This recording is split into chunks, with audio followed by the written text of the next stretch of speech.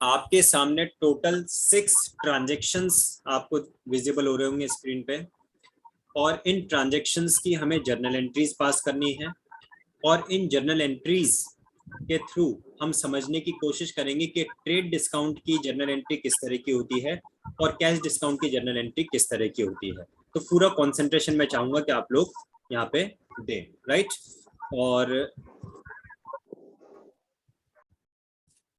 The first transaction is purchased goods of the list price rupees 10,000, trade discount at the rate of 10%। कौन सा discount है? Trade discount है।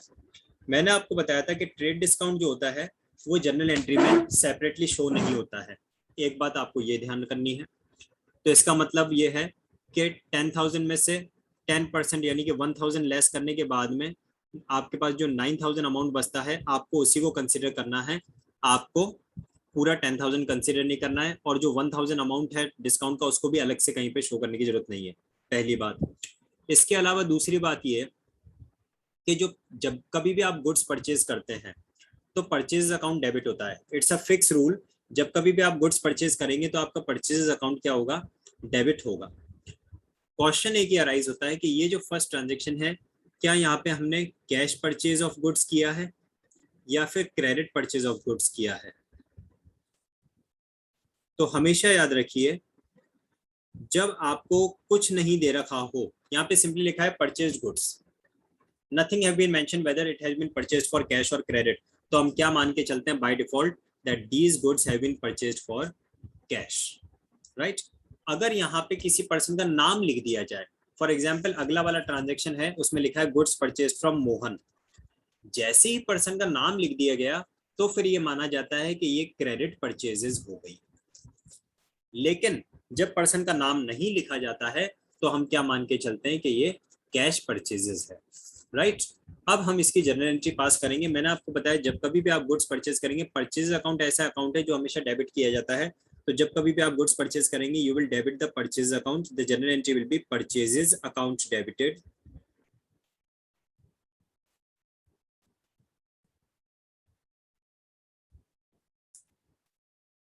To cash account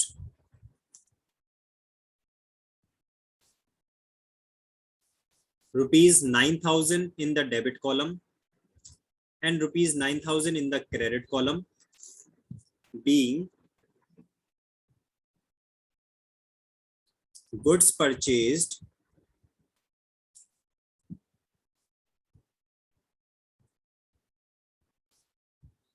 for cash। Second, और आप देख सकते हैं कि 10,000 में से 10% ट्रेड डिस्काउंट लेस करने के बाद वाला अमाउंट मैंने यहाँ पे शो किया है। डिस्काउंट को मैंने अलग से कहीं पे भी नहीं दिखाया है क्योंकि ट्रेड डिस्काउंट को अलग से नहीं दिखाया जाता है। This is our practice. Second transaction कहता है goods purchase from Mohan off the list price 10,000, trade discount 10%। Again वही 10,000 लिस्ट प्राइस है, अगेन ट्रेड डिस्काउंट वही 10% है, और क्योंकि ट्रेड डिस्काउंट है तो अलग से शो नहीं करना है। डिफरेंस ये आ गया कि इस बार आपने जो गुड्स परचेज किए उसके साथ में एक पर्सन का नाम दे रखा है, इसका मतलब ये क्रेडिट परचेजेस कंसिडर की जाएगी। तो आपकी जो जर्नल एंट्री हो जाएगी वो क्या हो जाएगी? आपकी जो जर्नल एंट्री है वो हो जाएगी purchases account debited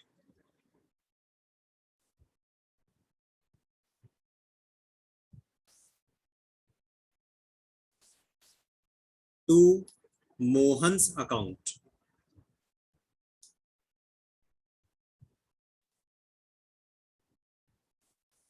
rupees 9,000 in debit and rupees 9,000 in credit, being goods purchased from Mohan on credit।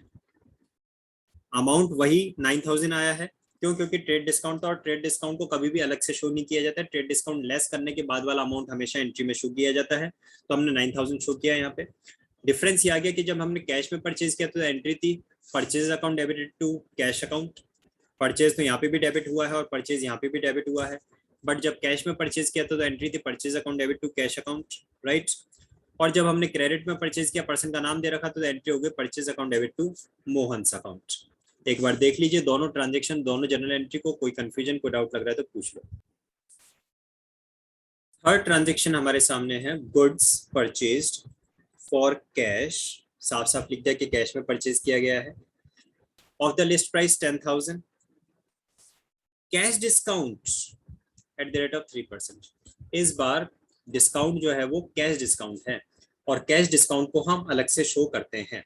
सबसे पहली बात तो गुड्स परचेज की है, और जब भी गुड्स परचेज करेंगे तो कौन सा अकाउंट डेबिट होगा, परचेजेस अकाउंट डेबिट होगा। तो परचेजेस अकाउंट डेबिटेड, राइट। अब बात आती है कि क्रेडिट कौन होगा, तो आपने कैश में परचेज किया तो कैश अकाउंट क्रेडिट होगा टू कैश अकाउंट, और जो आपने गुड्स परचेज किया और उस पर जो आपने डिस्काउंट रिसीव किया, तो ये डिस्काउंट रिसीव्ड आपके लिए इनकम है, and income is also credited. तो आप यहाँ पे लिखेंगे to discount received account,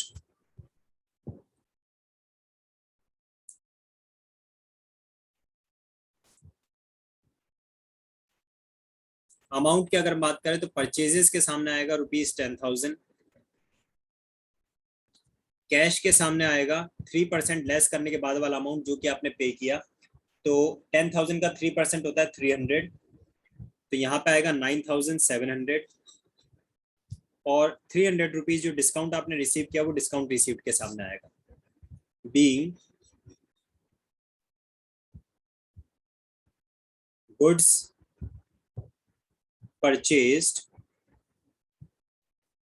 for cash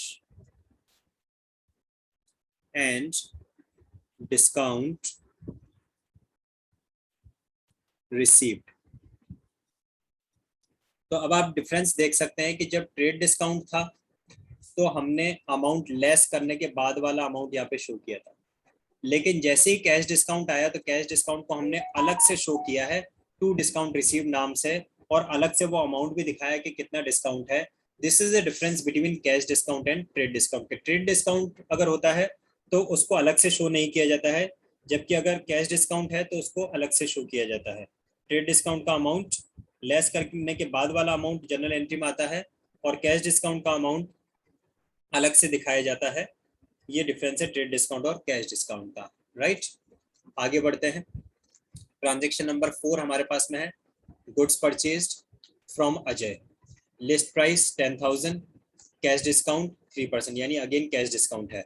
देखिए क्या जनरल एंट्री की गुड्स परचेज किया तो परचेज डेबिट कौन सा अकाउंट होगा, फिक्स है, that purchases account will be debited,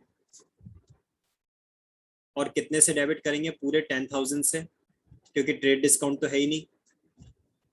credit कैसे करेंगे, अजय को टू अजय's अकाउंट, क्योंकि क्रेडिट में परचेज किया, पर्सन का नाम लिखा हुआ है, और अजय's अकाउंट के सामने कितना आएगा, सिर्फ ₹9,700, क्योंकि रिमेनिंग 300 तो हमारा डिस्काउंट में जाएगा। टू डिस्काउंट रिसीव्ड अकाउंट, क्यों, क्योंकि ये कैश डिस्काउंट था, इसलिए डिस्काउंट रिसीव्ड को मैं अलग से शो कर रहा हूँ। अगर ये ट्रेड डिस्काउंट होता तो मैं purchase account debit to Ajay 9,700 directly amount लिखता, डिस्काउंट रिसीव्ड अलग से कोई अकाउंट ओपन नहीं किया जाता।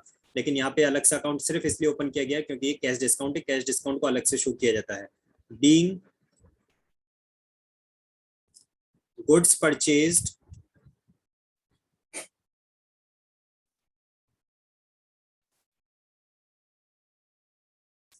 On credit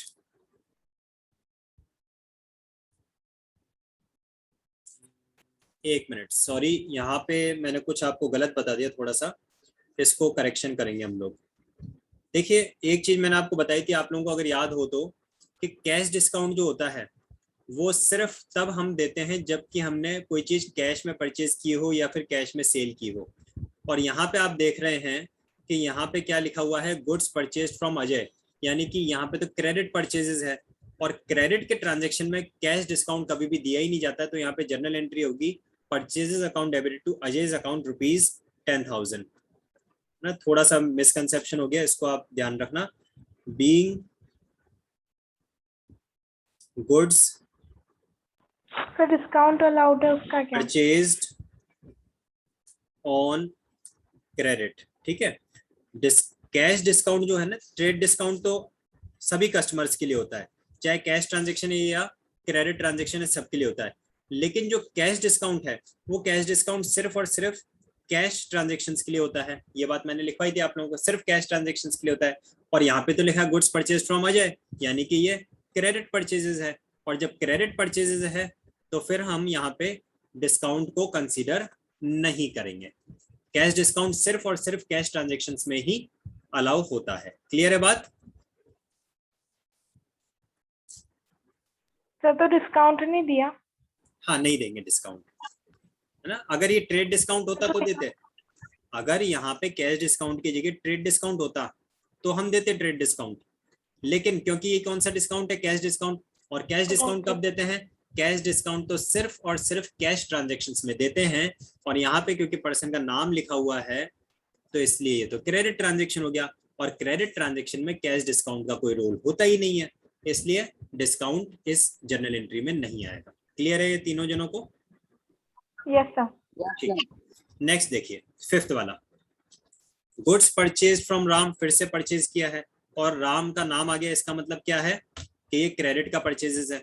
list price 10,000, trade discount 10%, cash discount 3%। तो सबसे पहले तो मुझे ये बताइए कि क्या इस ट्रांजेक्शन में कैश डिस्काउंट का कोई रोल होगा या नहीं, यस और नो?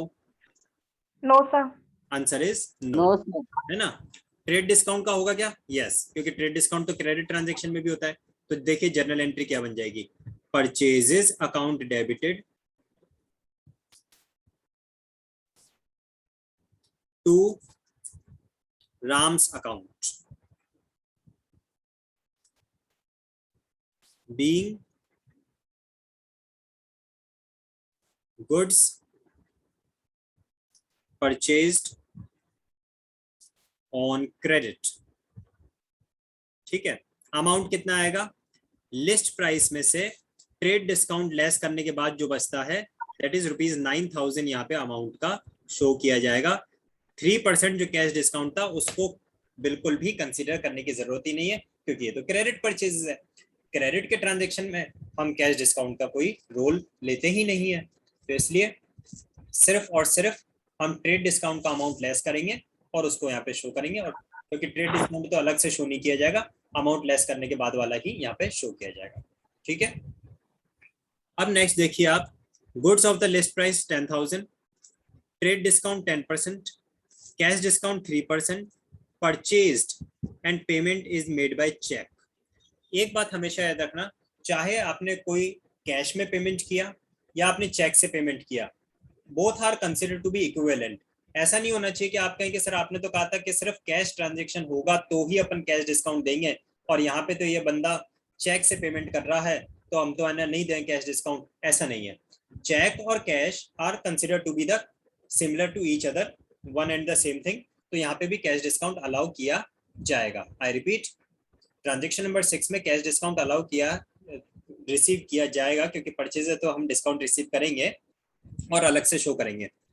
किस तरह से जनरल एंट्री की वो, हाँ जी बोलिए। सर पर्सन का नेम नहीं लिखा। हाँ, पर्सन का नेम नहीं लिखा है। जब पर्सन का नेम नहीं लिखा है तो इसका मतलब अपन क्या मानेंगे कि कौन सा ट्रांजेक्शन है ना, क्योंकि पर्सन का नाम नहीं लिखा है इसीलिए तो हम यहाँ पे मान रहे हैं कि कैश परचेजेस है। और जब कैश परचेजेस है इसीलिए तो, और साथ में इसने ये भी दे दिया कि भी चेक से पेमेंट भी किया है। कैश परचेज अगर अपन बाय डिफॉल्ट नहीं भी मानना है तो चेक से पेमेंट कर रहे हो तो it is equivalent to cash, right. और जब वो बोल रहा है, एक बात और ध्यान से सुनो, जब उसने कहा कि चेक से पेमेंट किया है, अब सपोज करो अगर मैं यहाँ पे पर्सन का नाम लिख भी देता हूँ ना तो भी कोई फर्क नहीं पड़ेगा। क्यों? क्योंकि जब अगर ऐसा लिखा हुआ हो, goods purchased from Mohan for cash, अब मुझे बताइए क्या ये कैश ट्रांजेक्शन है या फिर ये क्रेडिट ट्रांजेक्शन है? Goods purchase from Mohan for cash, क्या ये कैश ट्रांजेक्शन है या क्रेडिट ट्रांजेक्शन है? Sir cash. बस सीधी बात है। क्यों? क्योंकि नाम तो लिखा है लेकिन नाम के साथ में कैश वर्ड भी लिख दिया। तो वही बात है कि ये जो ट्रांजेक्शन नंबर 6 आपने अभी देखा, इसमें भी तो लिखा हुआ है payment is made through cheque, तो जैसे ही चेक से आप पेमेंट कर रहे हो तो बस बात खत्म हो जाती है, फिर तो वो कैश ट्रांजेक्शन है, और कैश ट्रांजेक्शन है तो कैश डिस्काउंट को कंसिडरेशन में लिया जाएगा। देखिए आप जर्नल एंट्री क्या होगी हमारी,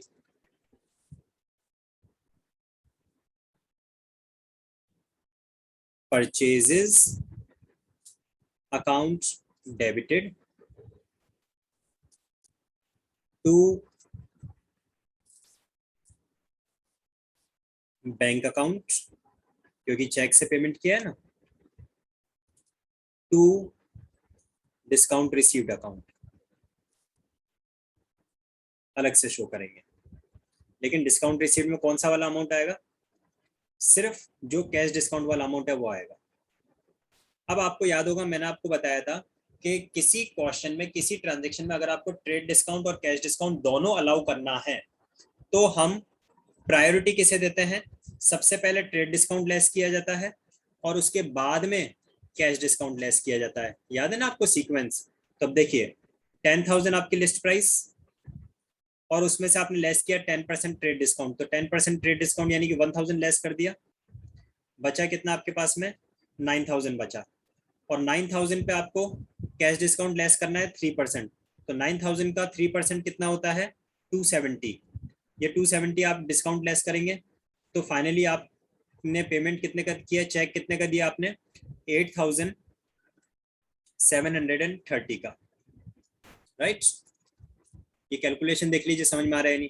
टोटल गुड्स कितने की परचेज किया आपने 9,000 की, लेकिन उस 9,000 में से आपने पेमेंट कितने का किया, चेक कितने का दिया 8,730 का, बिकॉज रिमेनिंग का 270 तो आपने क्या कर लिया, डिस्काउंट रिसीव कर लिया। देखिए कोई भी किसी भी तरह का कंफ्यूजन अगर है तो आप पूछ सकते हैं रिगार्डिंग द कैलकुलेशन और रिगार्डिंग द जर्नल एंट्री और व्हाटएवर।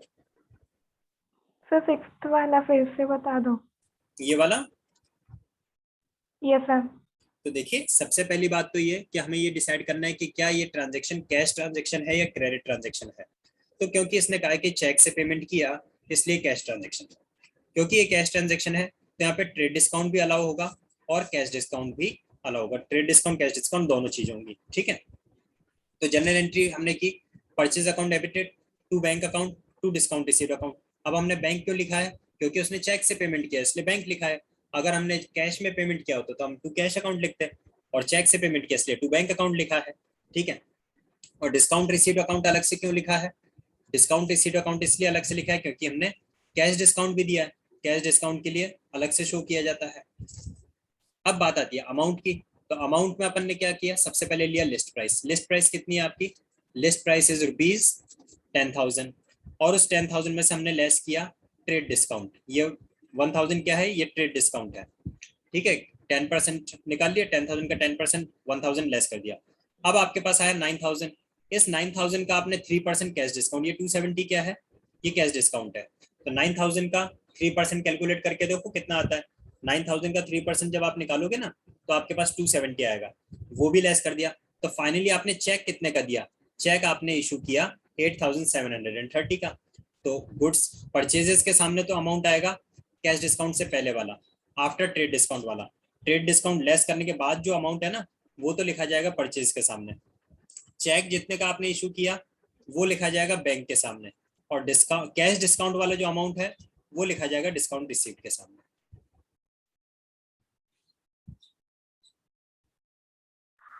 Sir clear.